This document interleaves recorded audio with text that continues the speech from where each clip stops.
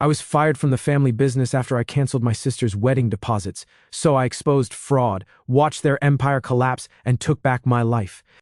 Hey, my family thought I existed to fix their messes and pay their bills. One day I stopped, and everything fell apart. They called it betrayal. I call it finally waking up. But let's start from the beginning. It was close to 10 at night, and the office was empty except for the sound of the printer and my keyboard. I'd been working on a commercial bid worth about $75,000 for one of our repeat clients. I remember feeling tired but good about it. The company needed the deal, and I was finally seeing a light after 2 rough months. My phone buzzed. It was a group text from my sister Tara. "You're out of the wedding planning. Evan thinks it's best." That was it. No explanation, no thanks for everything, nothing. Just that one line. I sat there for a minute, staring at it, waiting for maybe a follow-up. But the chat stayed quiet. I scrolled up and saw the name of the group, Family Wedding Crew, with Mom, Dad, Tara, and her fiancé, Evan, in it. My own parents were in there, and neither said a word. I called home. Mom picked up. "Don't start drama, Lucas," she sighed. "Drama?" I said. "I just got a text saying I'm out of the wedding. I already paid $12,000 for this thing." "You're making everything about money again," she said, like it was the worst crime in the world to keep track of what you'd spent. Then Dad's voice in the background. "Let them handle it, Lucas. You're too controlling." "I'm handling the bills you told me to handle," I said. "That's what I was doing, Dad. They'll figure it out. You always make things harder than they need to be." I hung up before I said something worse. I leaned back in my chair and looked around the office. The framed photo from last year's company barbecue sat on my desk, everyone smiling, including Tara and Evan, who at the time were calling me the rock of the family. I opened my laptop again, clicked through folders, and told Nadia, our bookkeeper, to back up every document with my name on it. "All of it?" she asked, rubbing her eyes. "Yeah. Contracts, invoices, accounts, everything I signed or paid for." She didn't ask why.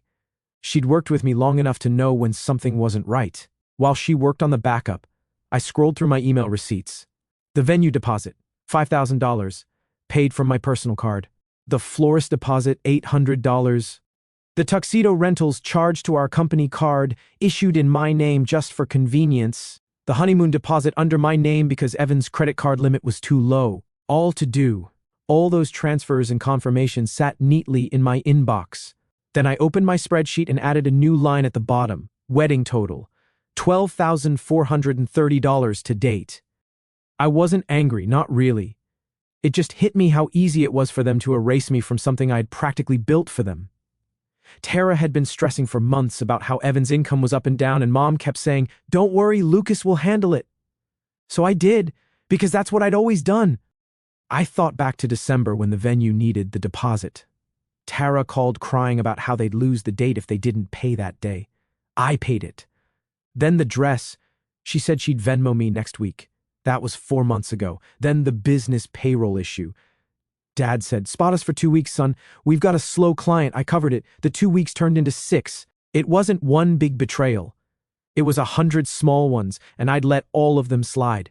Nadia finished the backup and handed me a flash drive. "Here," she said. I slipped it in my pocket. "Thanks. Go home. I'll lock up." Before leaving, I deleted the wedding group chat from my phone. Not the old family thread, that one I'd only muted, just the wedding-only thread. Then I opened my work email and made a new folder for the wedding payments. I dragged every confirmation, invoice, and message into it. The list filled half the screen. The office was dark, except for the monitor's glow. The quote for that client was still open, waiting for the last numbers. I saved the file, closed the laptop, and turned off the lights. As I was walking out, my phone buzzed again. A text from Mom. "Please don't make this harder for your sister. No thank you. No, we'll talk about it. Just another command dressed up as a favor." I didn't answer.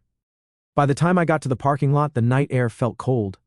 I stood there a second, looking back at the office windows and thinking how much time I'd wasted trying to keep everyone else's world running while mine just sat on pause. That's when it clicked. If they wanted me out of the wedding, fine. They could also be out of my wallet, out of my patience, out of my spare time fixing every problem they created. I unlocked my truck, dropped the flash drive into the center console, and turned on the engine. "They cut me out on a group text," I said to no one. Then I put the truck in gear. "Fine, they can handle the bill. Now you know what happened. Let me tell you a bit about us. My name's Lucas Ward. I'm 32, and I run operations for our family's construction company, Ward Construction and Design. My dad, Gerald started it in the late 90s. Mom, Denise, handles client relations, which mostly means gossip and lunch meetings. I'm the one who actually runs the crew, manages payroll, handles bids, all of it. My sister, Tara, doesn't work there. She's an influencer, or tries to be. Her fiancé, Evan, hovers around, always talking about big opportunities. The next morning, I sat down at my desk, opened the shared accounts, and started checking what had my name on it. Every transaction, every invoice. It wasn't anger driving me. It was curiosity that had run out of patience. Dad's been using the same lines my whole life. You're lucky you make more. Mom always added her version, we'll pay you back when the refinance goes through. There was always another refinance, another excuse. I kept fixing everything because that's what I'd always done. While I was sorting through receipts, I thought about how this pattern never stopped. Even at work, Dad bragged about me to clients. My son's the brains of this place, then called me kid in front of the crew. I'd built this company into something organized, profitable, stable, but I was still treated like a spare part they could swap out whenever they wanted. Around noon, our attorney, Victor Hale, dropped by to finalize some permits for a small commercial job. He's the type who talks like every problem is minor paperwork. We went over signatures and project numbers, all normal, until he flipped through a folder and said, by the way, that ownership transfer went through. Evan's now a 15% partner. I stopped. Partner, where? Here, Victor said, tapping the company name on the header. Ward Construction. With what money? He squinted at the file. They reclassified your prior loan advances as a capital contribution under your name, then issued Evan 15% against that papered equity. I didn't say anything for a full 10 seconds. You're telling me I paid for it? He shrugged. That's what it says. He closed the folder. I assumed you approved it. He was gone before I even stood up. I walked straight to Nadia's desk.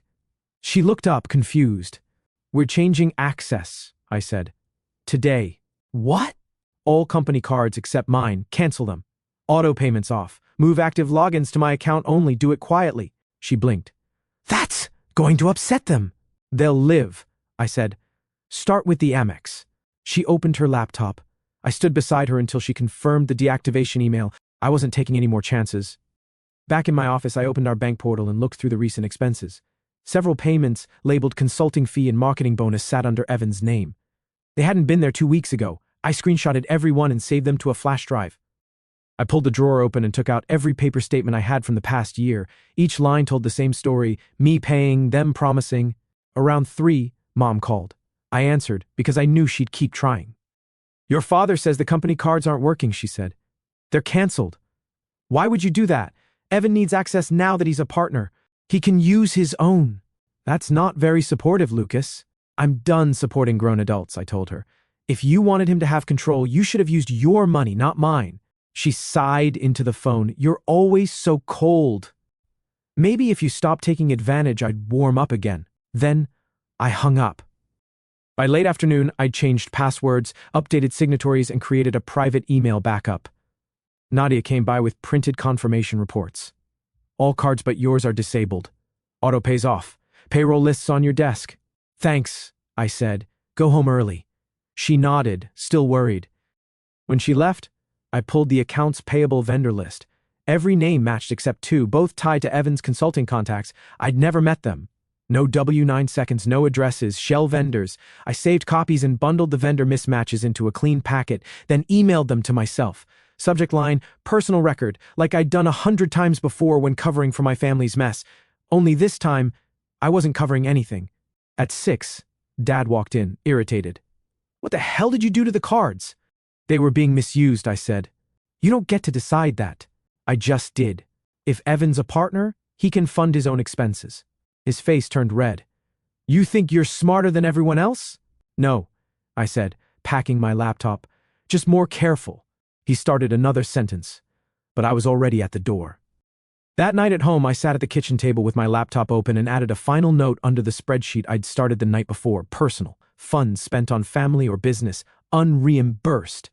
$48,230. Next to it, I typed a simple line. No more. I shut the laptop and stared at the dark screen for a second. I'd been raised to believe that being responsible meant fixing everything, paying, managing, smoothing things over. Turns out all it did was make me an easy target. The next morning, I was done thinking. I came into the office early, opened my laptop, and pulled up every wedding vendor contract still tied to my name. The first one was the venue. I called, gave them the contract number, and said, "Cancel it, the booking under Lucas Ward." The manager hesitated for a second, then confirmed. "Refunds go back to the original cards."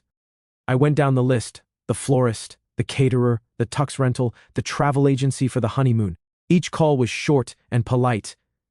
I didn't explain or justify anything. When they asked if something happened, I said, "Plans changed." Refund confirmations hit my inbox by afternoon. The funds posted over the next few business days. I made a new folder on my desktop, "Refunds Confirmed," and dropped each PDF inside as soon as it came through. That stack would become Exhibit A. It felt like sorting laundry. No emotion, just cleaning up what was already mine. By 10, I was halfway through checking our job site invoices when the office door slammed open. Evan walked in wearing his usual too-tight shirt and cheap cologne. "You can't just pull funding," he said, voice sharp. I didn't even look up. "Wasn't funding," I said. "Was a refund. Big difference." He stepped closer to my desk. "You think you're hurting me? You're just screwing over your sister. Then maybe she should have checked who signed the checks before she sent that text," I said. He stood there, breathing hard, trying to look tough. "You've got a problem with me?" "Take it up directly," he said. "I am," I said. "You're terminated as an employee, partner or not. You're cut off from spending in systems. Leave the office." He laughed. "You can't cut me off. I'm a partner." "Then use your 15% to pay your own vendors," I said. "Conversation's over." He opened his mouth again, but I pointed at the door. "Out."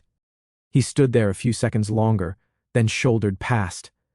He cut too close to Nadia's desk. A single sheet skated to the floor. He didn't look back. Nadia looked at me as she picked it up. "What was that about?" "Nothing I can't handle," I said. "Just clearing out more dead weight." Not long after, Dad showed up. His tone was that mix of irritation and fake authority he always used when he thought yelling could fix things. "I just got a call from Evan." "What the hell are you doing?" "Cleaning up my accounts," I said. "You're making a scene. The wedding's next month." "Then maybe use your card next time," I said, gathering the files I needed. "Don't walk away from me, Lucas." I walked past him anyway. "I'm not walking away. I'm just done being your bank." I left him standing in the hall, red-faced and sputtering. By the afternoon, my phone was blowing up. First, Mom's texts, "You've gone too far." Then Tara's posts started appearing on social media. She wrote a long paragraph about how her toxic brother had ruined her special day out of jealousy, the kind of thing people post when they need strangers to take their side. I didn't comment. I didn't even read the whole thing. But by evening, the comments started turning. People were asking who paid for what. Some of our relatives joined in, reminding her who'd covered the deposits. Then screenshots started surfacing, old photos of me signing the venue paperwork, messages from her thanking me for paying. I didn't leak any of it, but the internet doesn't need help finding receipts. Mom called 3 times that night. I let it ring. Dad texted once, "Fix this before you embarrass everyone." I didn't answer him either. When I came in the next morning, Nadia was already at her desk. She looked nervous. "Your family's all over Facebook," she said. "I figured," I told her. She hesitated. "You okay?" I checked the inbox. Another round of refund confirmations had come in overnight. I moved them into the folder without looking at her. "Better than before," I said. She nodded and went back to work. For the rest of the day, I kept my head down. Every email, every phone call, every project, I treated it like routine maintenance. That's what it really was, maintenance. I wasn't sabotaging anything. I was just removing my name from their chaos. By evening, I shut down the computer and sat for a minute in the quiet. The office was empty again, same as the night I got that text. Only difference was, now the weight was gone. No pending balances, no shared payments, no fake gratitude waiting to expire, just clean books. My phone buzzed once more. A text from Tara this time. "Just a single line, hope you're happy." I turned the phone face down on the desk and stood up. They wanted a villain to blame. Fine, they could have one. I locked the door, turned off the lights, and left the building. Silence is louder when they expect an apology. By early summer, everything was cracking. The family group chat that I had muted months ago started lighting up again. I only looked because the notifications wouldn't stop. "You owe your sister happiness. You'll embarrass us if you don't fix this." I left it unread after that. The next morning, I started getting calls from vendors we'd worked with for years. The first was Evergreen Supply, the one that handled our lumber orders. The manager sounded uncomfortable. "Hey Lucas, just wanted to double check the new billing email. It says, Consulting now, is that legit?" I froze for a second. "Where did you get that address?" "From Gerald. He said it was the updated office contact." "Don't send anything to it," I told him. "Keep using the old invoices. Nothing changes until I say otherwise." When I hung up, I searched the company inbox. Sure enough, a new thread showed up that morning. Forwarded contracts from Dad's account to Evan at eh-consulting.com. No explanation, no copy to me or Nadia. Just quietly rerouted money. Evan was trying to build his own side door into our accounts. I walked out to the front office. Nadia was typing fast, nervous. "They're acting weird," she said. "Your mom and Evan both called asking for the master invoice log. Said they needed to adjust billing dates." "Don't send it," I said. She nodded. "They said you told me to do it." "I didn't." She hesitated. "They also want me to sign last month's purchase orders retroactively, backdated to March." "Did you?" "No." I stalled. "Good. Keep copies of everything they ask for, every text, every file. Don't argue with them, just save it somewhere safe." Her voice dropped. "Lucas, this is fraud, isn't it?" "Maybe," I said. "Just protect yourself. I'll handle the rest." I went back to my office, shut the door, and checked the shared drives. Half the company folders had been renamed. Evan's initials were on all of them. EHC_jobs, EHC_payroll, EHC_consults. He was trying to build a mirror company out of ours using our contacts and contracts. By then, the accounting software had already started throwing duplicate vendor warnings in June. Nobody acted on them. That afternoon, Dad barged in without knocking. His shirt was untucked, face red. "What the hell are you doing, locking us out of our own system?" "I didn't lock you out," I said. "You tried to create new ones. I'm hearing from suppliers saying you're blocking payments. I'm blocking fraud." "Watch your mouth, kid," he snapped. "You don't call your father a fraud. Then stop approving fake invoices." He glared at me like he couldn't decide whether to yell or throw something. Instead, he said, "You're destroying this family." "No," I said. "You did that when you let Evan touch the books." He slammed the door on the way out. Later that week, I started hearing rumors from foremen at the job sites.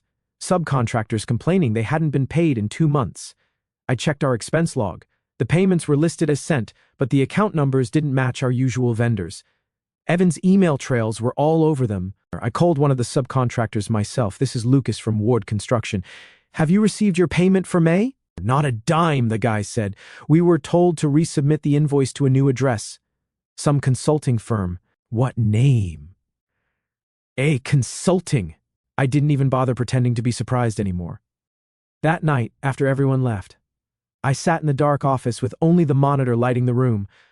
I opened every accounting folder I could find one by one and downloaded everything: transactions, pay logs, bank statements, every suspicious entry tied to Evan's name. When it was done, I built an encrypted archive on my drive. It took 3 hours. Every file had to be double-checked, every document renamed and dated. I didn't edit or move anything from the company servers. I just made sure I had a clean record of what actually happened before someone decided to adjust history.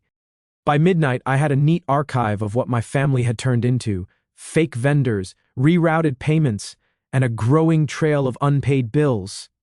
The next morning, Nadia looked exhausted. She said Dad had shown up at a job site and started yelling at workers, accusing them of sabotaging the company. He blamed office mistakes for the unpaid subs. Some guys threatened to walk. One already quit on the spot. I told her to stay out of it and keep her head down. "Don't take calls from my parents," I said. "If they need something, they can come through me." She nodded. "Lucas, how bad is it?" "Bad enough that I'm keeping everything backed up," I said. "That's all you need to know." By that weekend, the company atmosphere was dead. Clients were calling about delays. Employees were asking if they'd still get paid, and my parents kept pretending everything was fine. At home, Mom left me another voicemail. "I don't understand why you're trying to hurt us. Families should stick together." I deleted it without listening to the rest. The truth was, I wasn't trying to hurt anyone. I was just making sure their mess didn't bury me too. That Sunday night, I sat at my kitchen table again. The flash drive from earlier was plugged into my laptop. I opened my encrypted archive and scrolled through the files: vendor lists, payroll, bank transfers, emails, hundreds of them. They used to call me the safety net. Now I was just collecting what fell through it. By July, things had hit the breaking point. The office felt heavy every day. Quiet hallways, skipped calls, and half the crew walking on eggshells. That morning, I came in early to finish a bid and found Dad and Evan already waiting in my office. Both were standing, arms crossed. It wasn't a meeting, it was an ambush. Dad started talking first. "We've had complaints," he said. "You're creating instability." "From who?" I asked. "Clients," he snapped. "They're nervous. You're cutting people off, questioning invoices, making it look like we're disorganized." I looked at Evan. "We are disorganized." Evan jumped in. "This attitude is the problem. You're making everyone think something shady is going on." "There is something shady going on," I said. "You rerouted vendor payments to your shell company." Dad slammed his hand on the desk. "Enough. You're not accusing family of theft." "I'm stating facts," I said. He stepped closer. "You're out of control. You're making us look bad." I stared back at him. "Then stop giving people reasons to look." He sighed, switched to his fake calm voice. "We need to take a step back, a temporary leave, just until things cool down." I knew what that meant. "So you're firing me?" "No," he said quickly. "Just a break, right?" "Send me the paperwork." Evan smirked like he'd won something. "We'll have our attorney draw it up." I nodded, sat down, and waited while Dad pulled a folder from his briefcase. The papers were already printed. He didn't even try to hide it. "Sign here, acknowledging voluntary leave," he said. I skimmed it. Standard release, no severance, no liability. I signed. Problem solved. "Good," Dad said, relaxing a little. "We'll handle things from here." "I'm sure you will." Before they could say anything else, I turned to my computer, connected my flash drive, and quietly copied the remaining files from the shared system. Project folders, emails, payroll records, the final pieces. Evan noticed and opened his mouth to protest, but I cut him off. "It's my work. I'm taking what's mine." When the progress bar hit 100%, I ejected the drive, slid it into my pocket, and stood up. "We're done here." Dad tried to say something else about family loyalty, but I was already walking past them. Neither followed. That afternoon, I was home going through emails when the doorbell rang. I looked through the peephole. Tara, standing there with smudged mascara and shaking hands. I opened the door halfway. "You ruined everything," she said immediately. "You couldn't handle not being in charge, so you burned it all down." "No," I said. "I stopped paying for your fantasy." "You're unbelievable," she snapped. "You're supposed to be my brother." "I was, right up until you cut me out on a group text." She started crying, then yelling again. It all came out in waves, how the wedding was canceled, how people were talking, how Mom said I'd lost it. I didn't interrupt. I just stood there until she ran out of things to say. Then my laptop dinged from the desk behind me. An email popped up from the venue manager. "Per your request, we've reinstated the original wedding booking. Please confirm the payment details." I opened it and read it twice. The message looked exactly like my style. Same subject line, same signature block. I pulled the full headers. "The origin IP resolved to my parents' home Wi-Fi." I turned the screen toward Tara. "Tell Mom to at least change the subject line next time." She froze, face draining of color. "What are you talking about?" "I'm talking about your family impersonating me to steal back a reservation I paid for." "That's not true," she said, but her voice cracked halfway through. I closed the laptop and stepped back from the door. "You should go." She stood there for a second, then left without another word. The sound of her car tires peeling off was the only thing that broke the quiet. That night, I went through the company's insurance folder, something I'd avoided for years because it was always buried under tax forms and renewal letters. This time I took my time. Halfway through, I found a key person policy listing me as the insured. 3 months ago, someone filed an ownership change from Ward Construction to Denise Ward, and the beneficiary update that followed named Tara. The premium reimbursements still ran through the company. I sat back in my chair and stared at the page. They'd set it up so if anything happened to me, she'd collect. I laughed once. Not angry, just tired. It felt like confirmation of what I already knew. They didn't see me as family anymore, just a resource. My phone buzzed on the table. A text from Mom. "You'll regret crossing us." I typed back, "Already don't." Then I set the phone down and opened a new spreadsheet. I named it Clean Report July, something a court reporter could pronounce without asking twice. I started listing every transaction tied to me, loans, reimbursements, deposits, refunds, everything. No edits, no opinions, just the truth. I tagged the file in my notes as Exhibit B. When I finished, I saved it twice, once locally, once on the drive. They thought I'd fight, but there was nothing left to argue about. They wanted chaos. I wanted records. By fall, the Ward family was pretending everything was fine again. Tara and Evan had a quick courthouse wedding. No dress, no guests, just a picture in front of a brick wall and a caption that said, "Simple love greater than big drama." It looked like a hostage photo. I didn't comment, didn't text. A week later, she messaged me anyway. "Can I borrow $5,000 to get ahead on bills? Evan's commission hasn't cleared yet." I stared at the message for a minute, then replied, "Sure, you'll get a loan agreement shortly." I opened a contract template from my files, added her name, set it at 6% interest, 6 months, and a collateral clause using her engagement ring as security if the loan defaulted. No tricks, just clean legal language. I signed it and sent it as a PDF. 2 hours later, the document came back with her digital signature at the bottom. No message attached. I transferred the money. No emojis, no congrats, business only. The next morning, I met Nadia at a diner near the industrial park. She looked tired, but calm. I slid 2 thin folders across the table. One labeled refunds confirmed, the other a compiled packet of company accounts. She glanced at them, then at me. "You sure you want me handling this?" "Yes," I said. "Submit everything clean, no favors for anyone, not for me, not for them." She opened the folders, flipping through pages. "There are a lot of mismatched numbers here." "I know. Don't fix them. Just file them the right way." She nodded slowly. "This is going to raise questions." "Good," I said. We finished breakfast mostly in silence. When we got up to leave, she hesitated. "Lucas, if this goes south, they're going to blame you. They already did," I said. "This just gives them a reason they can't argue with." Over the next few weeks, Nadia worked through the company's year-end bookkeeping. She didn't hide anything. Every duplicate invoice, every fake vendor, every expense under Evan's name. The system's reconciliation software automatically flagged the inconsistencies. Once that happened, everything else was out of our hands. It didn't take long. Within 10 days, she forwarded me a short email from our accounting software provider. Subject line, "Account irregularities detected. Flagged to your connected external CPA. An audit-ready packet is available upon request." She added one line underneath. "It's done." I replied, "Thank you, that was it. No big speech, no panic. Just a process doing what it was built to do, record and correct." A few days later, I boxed up some things for Tara. I didn't owe her a gift, but I wanted to close the loop. I used a matte black box, simple and neat. Inside, I placed a printed copy of her signed loan agreement, the original refund receipt from the wedding venue, and a small metal plaque engraved with 3 words, "Paid in full."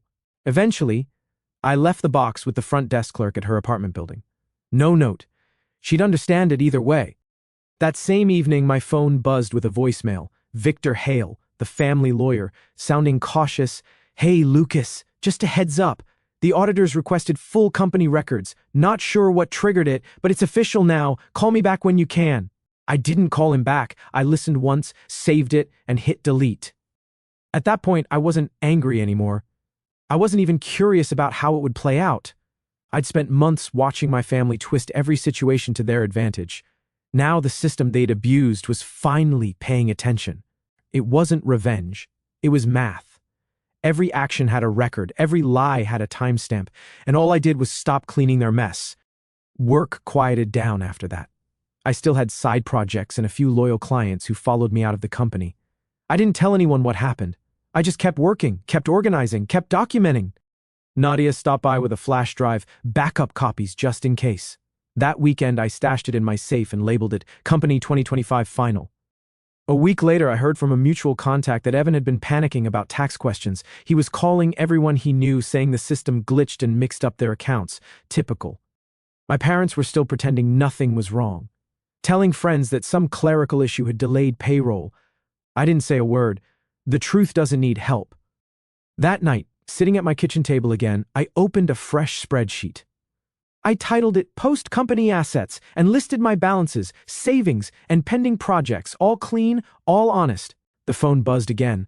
A text from Mom this time. Just one line, "You should fix this before it gets worse." I didn't respond. There was nothing to fix.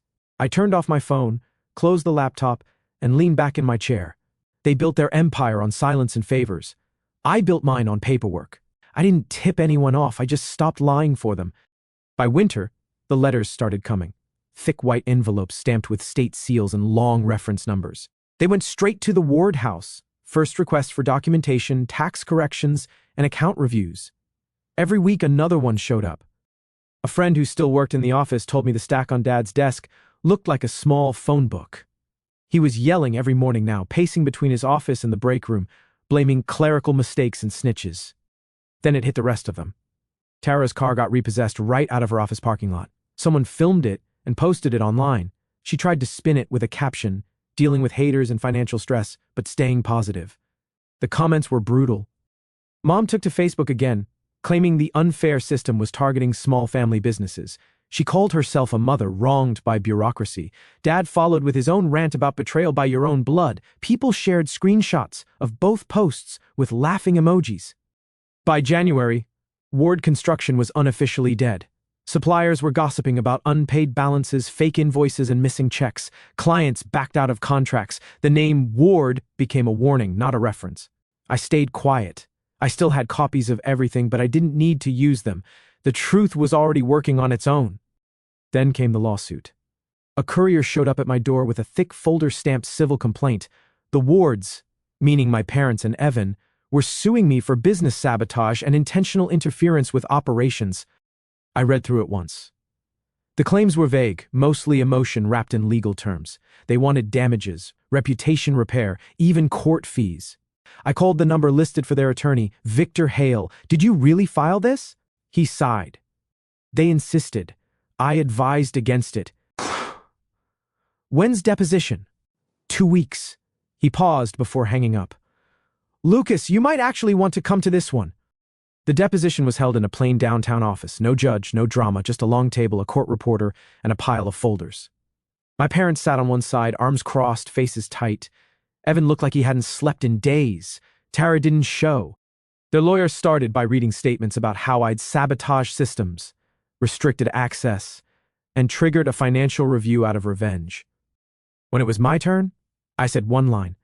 I left in July. The system started flagging vendor discrepancies in June. The formal audit kicked off in September. I didn't trigger anything. My attorney slid an exhibit across the table. "That's true," he said. The accounting platform began auto-flagging those discrepancies in June, before Mr. Ward left. The external audit engagement began in September. That sequence is documented. Dad's face went pale. Mom whispered something under her breath. Evan just stared at the table. Their lawyer tried to object, but my attorney kept talking. For the record, there's documentation of all transactions, and none point to Lucas Ward as the source of the issue. The court reporter paused just long enough to feel the air go out of the room. Their lawyer closed his folder. No further questions. We adjourned. Afterward, my attorney slid 2 folders across the table, refunds confirmed, marked as Exhibit A, and clean report July as Exhibit B. No speeches, just labels. On the way out, Dad caught up with me in the hallway. His voice shook. "You destroyed this family's name." I looked at him. I didn't ruin anything. I balanced it. He didn't answer. He just walked away, muttering about loyalty.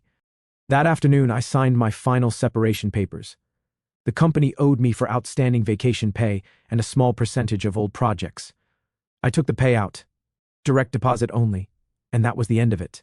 A week later, their attorney filed a notice of voluntary dismissal. By February, I'd registered my new company, Ward Ledger Group.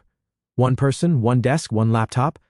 I didn't want crews or overhead, just small business clients who wanted clean books and honest advice. I worked quietly out of a rented office downtown. A few old contacts found me through word of mouth. The work wasn't flashy, but it was solid. Nadia helped me set up the systems. She was doing freelance accounting by then. "Feels weird starting over," she said one night while we were going over new client files. "It's better this way," I told her. "Smaller, cleaner," she smiled, "and quieter." Exactly. The next morning, I walked into my small office, made coffee, and opened my client dashboard. The sun hit the blinds just right, and for the first time in years, I didn't feel like I owed anyone anything. They called it betrayal. I call it balance. I didn't burn the bridge. I just stopped carrying them across.